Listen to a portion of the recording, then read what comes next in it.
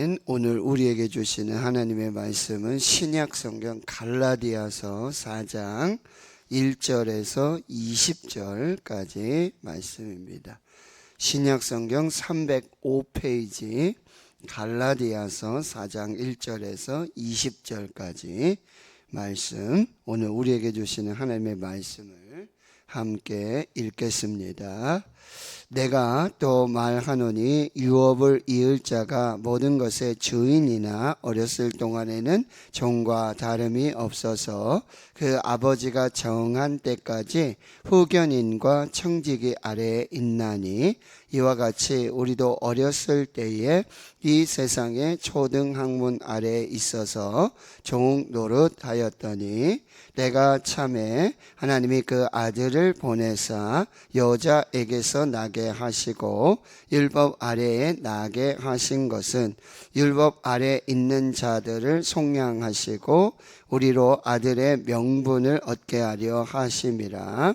너희가 아들이므로 하나님이 그 아들의 영을 우리 마음 가운데 보내사 아빠 아버지라 부르게 하셨느니라. 그러므로 내가 이후로는 종이 아니요 아들이니 아들이면 하나님으로 말미암아 유업을 받을 자니라. 그러나 너희가 그때에는 하나님을 알지 못하여 본질상 하나님이 아닌 자들에게 종 노릇하였더니 이제는 너희가 하나님을 알 뿐 아니라 더욱이 하나님이 아신 바 되었거늘 어찌하여 다시 약하고 천박한 초등학문으로 돌아가서 다시 그들에게 종 노릇하려 하느냐. 너희가 날과 달과 절기와 해를 삼가 지키니 내가 너희를 위하여 수고한 것이 헛될까 두려워하노라. 형제들아, 내가 너희와 같이 되었은즉 너희도 나와 같이 되기를 구하노라. 너희가 나를 해롭게 하지 아니하였느니라. 내가 처음에 육체의 약함으로 말미암아 너희에게 복음을 전한 것을 너희가 아는 바라. 너희를 시험하는 것이 내 육체에 있으되 이것을 너희가 업신 여기지도 아니하며 버리지도 아니하며 오직 나를 하나님의 천사와 같이 너는 그리스도 예수와 같이 영접하였도다. 너희의 복이 지금 어디 있느냐?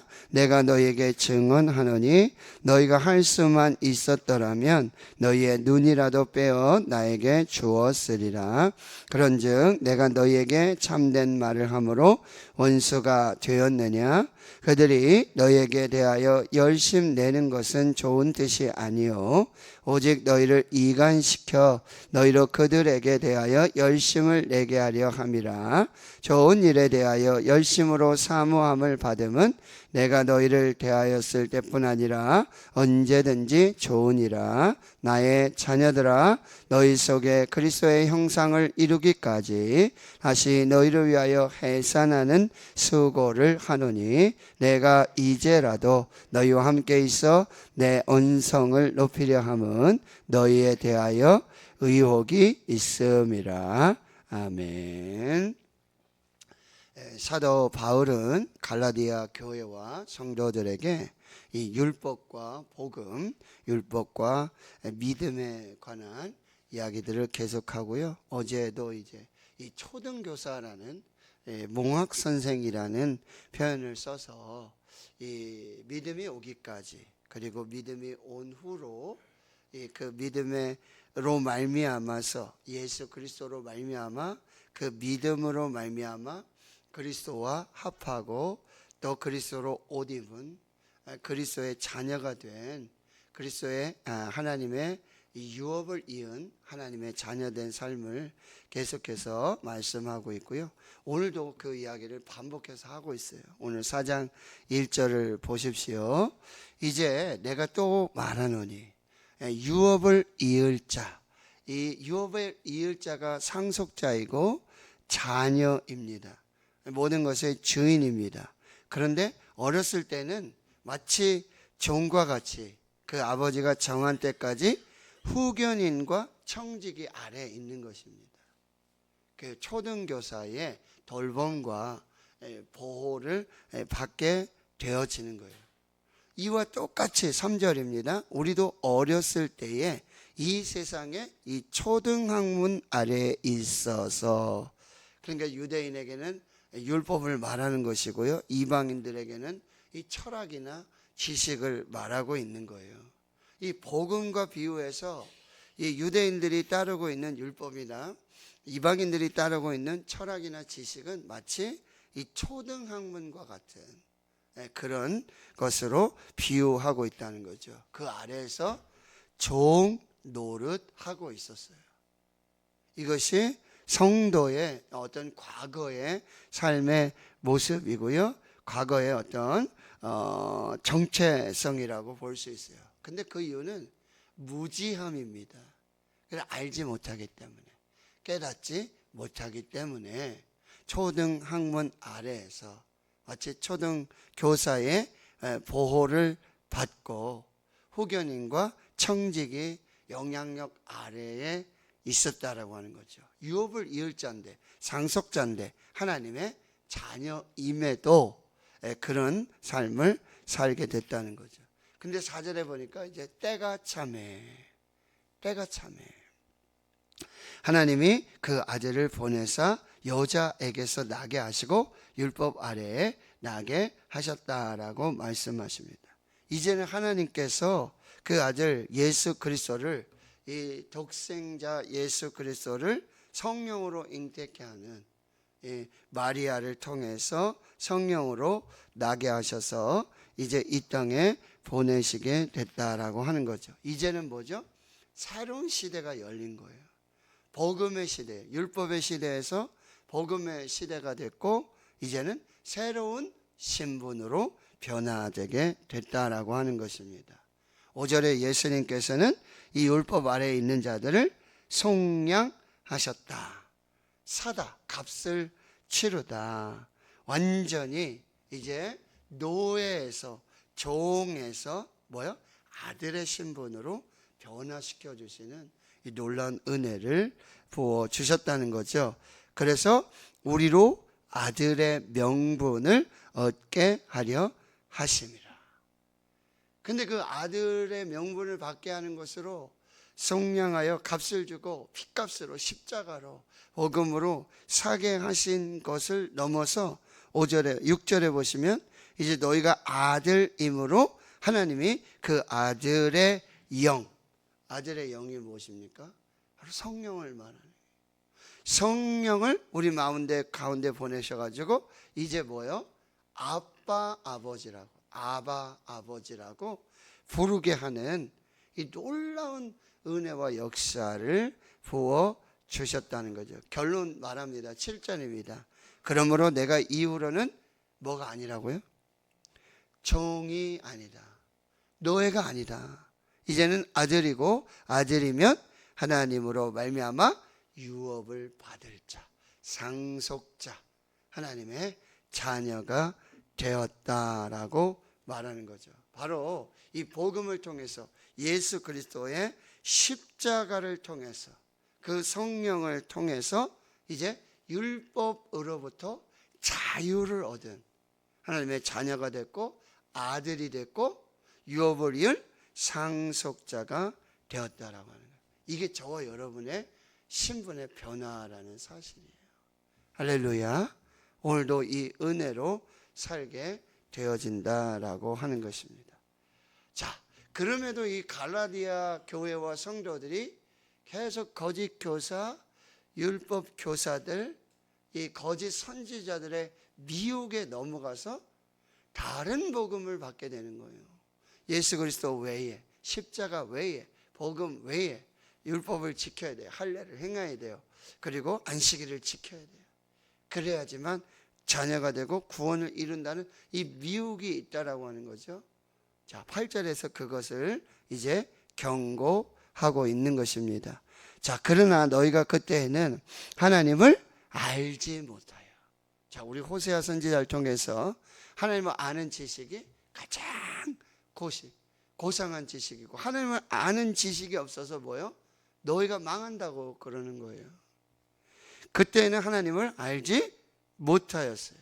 그래서 본질상 하나님이 아닌 자들에게 종노릇하게 되었는데, 9절 이제는 그때는 이제는 너희가 하나님을 알 뿐 아니라 더욱이 이제는 하나님이 아신 바 된 그런 존재가 되었는데 어찌하여 다시 약하고 천박한 초등학문으로 돌아가서 다시 그들에게 종로릇 하려느냐.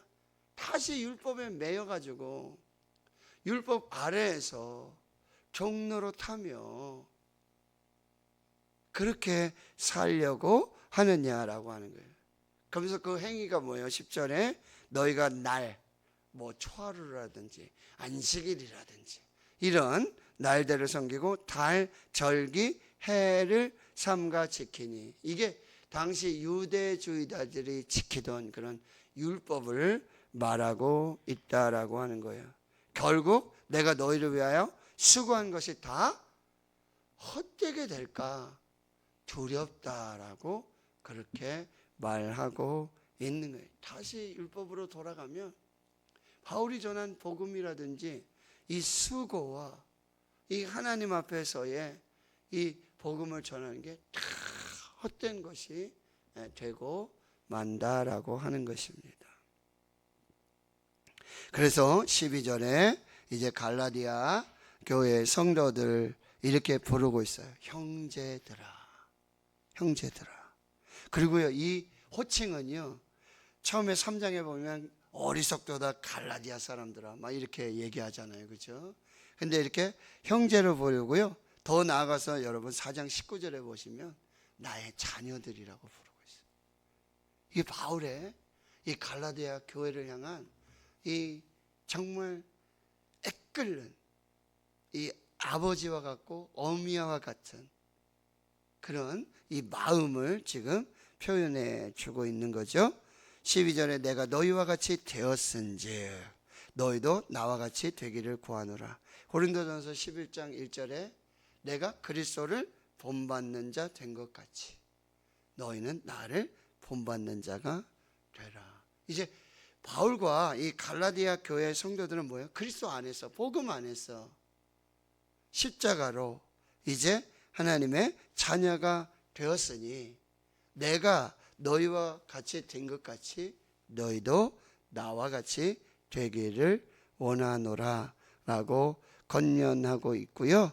그리고 너희들이 내게 해롭게 하지 아니하였다. 그래서 이제 바울이 처음 복음을 전했을 때에 그 이야기를 하고 있어요. 13절에 내가 처음에 육체의 약함으로 말미암아 너에게 복음을 전한 것을 너희가 아는 바라. 바울에게는 고린도 후서에 보면 육체의 가시가 있었어요. 3번이나 하나님께 간구를 했어요. 하나님께서 들어주지 않으시고 뭐요? 내 은혜가 너에게 족하도다. 그리고 뭐요? 약할 때 강함이 되시는, 그래서 하나님의 은혜를 말해주고 있다는 거죠. 육체의 가시. 그래서 뭐 안질이 있었다, 또 간질이 있었다, 여러 가지 참 육체적으로 연약하고요. 그 바울의 이제 서신서에서 보아도 너희가 이게 보기에는 참 외모도 그렇고 굉장히 육체적으로 약한 사람인데 이 글로 쓰면, 이 글로 보면은 참 귀한 그런 복음을 전하는 그런 사람으로 이제 바울을 묘사하고 있는데요. 이렇게 육체의 약함이 있었어요. 그리고 14절에 너희를 시험하는 것이 내 육체에 있으되. 여러분, 이런 육체의 연약함은 이제 성도들에게 이 복음을 전하는 사람에게 굉장히 아킬레스건이 돼요. 이 육체의 약함들이 굉장히 아주 연약함이 된다고 하는 거죠. 그것이 교회를 시험하는 거예요. 성도들을 시험하는 것이 되고 있는데 14절에 보니까 이것을 너희가 업신 여기지도 않고 경멸하고 멸시하고 조롱하지도 않고요, 또 버리지도 않고 오히려 어떻게 했어요? 오직 나를 하나님의 천사와 같이 받아주었다. 그리고 그리스도 예수와 같이 영접을 해주었다.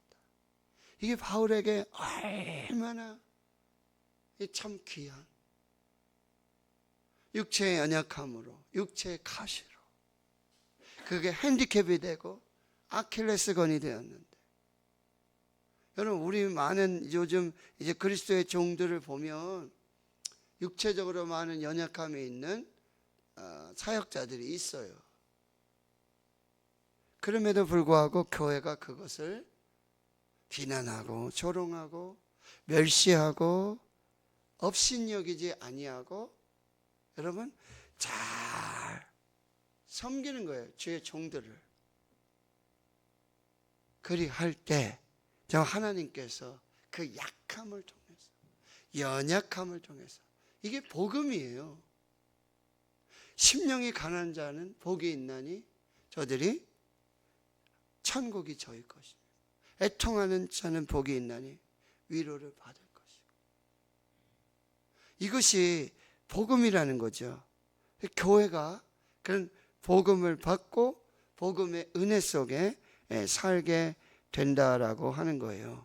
이 약함으로부터 오는 하나님의 이 강함, 이 가난함으로부터 오는 하나님의 이 부요함, 이것이 이제 갈라디아 교회 안에 이 교회를 세우는 원동력이 되었다라고 하는 거예요.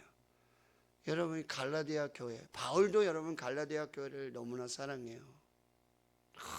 너무나 사랑하지만 갈라디아 교회의 성도들도 이 바울의 육체의 약함, 육체의 가시, 이걸 멸시하지도 않고 조롱하지도 않고 그것을 하나님의 천사와 같이 받아주고 그리스도를 영접한 같이 영접해주는 그런 놀라운 그런 은혜가 있었다는 거죠. 그래서 15절에 이것이 너희의 복이 되고 있다는 거죠. 기쁨이 되고 있다라는 말씀이에요. 바울이 이렇게 증언합니다. 너희가 할 수만 있었더라면 너희의 눈이라도 빼어서 나에게 주었으리라. 그래서 많은 성경 신학자들은 이 눈이라는 표현을 쓰면서 바울의 이 육체 약함, 육체 가시가 이 안질이지 않을까 이렇게 유추하기도 하지만, 여러분 눈이 어떤 거예요? 가장 소중하고 가장 보배로운 신체적인 부위 중에 하나예요. 뭐예요? 가장 귀한 것으로, 그 사랑으로 바울을 천사와 같이 그리스도 예수를 영접한 같이 그렇게 섬기고자 했던, 최선을 다해서 섬기고자 했던 이 교회의 그런 사랑을 볼 수 있다라고 하는 것입니다. 그런데 17절에 보면 계속해서 이 거짓 선지자들, 거짓 교사들이 어떻게 이야기하고 있는지 보세요. 17절, 그들 바로 율법주의자들입니다. 율법주의자들, 이단들, 사이비들 얼마나 열심을 내는지 몰라요. 열심을 따라가자면 따라갈 수가 없어요. 그 거짓 교사들이 너에게 열심을 내는 게 뭐예요? 좋은 뜻이 아니라는 거죠. 이게 문제라는 거예요.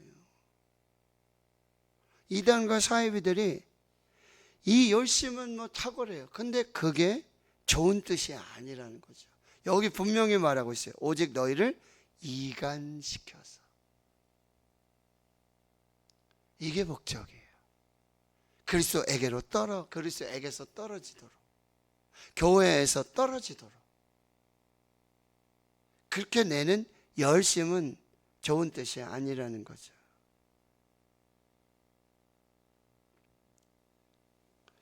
그런데 18절에 보면 좋은 일에 대하여 열심으로 사모함을 받음은 내가 너희를 대하였을 때뿐 아니라 언제든지 좋으니라.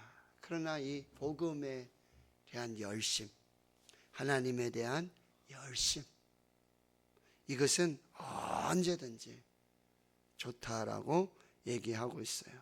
자, 그리고 이제 바울은 다시 이렇게 하나님의 천사와 같이 나의 약함을 받아주고 육체의 연약함을 받아주었던, 그리고 그리스도 예수를 영접한 같이 나를 영접해 주었던 그 교회와 성도들을 향한 이 결단을 이렇게 얘기해 주고 있어요.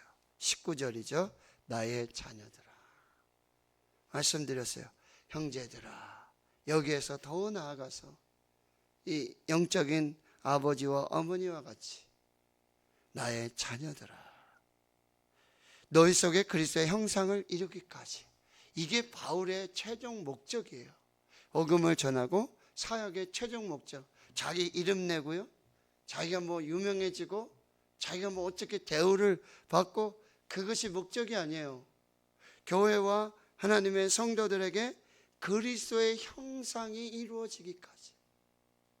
그리스도의 장성한 분량에 이르기까지.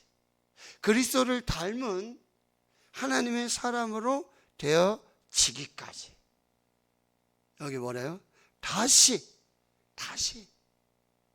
실패하고 또 거짓 교사들, 거짓 선지자들, 이 마귀 사탄의 역사로 자꾸 이게 헛되고 막 무너지는 그런 일이 있더라도 뭐야? 다시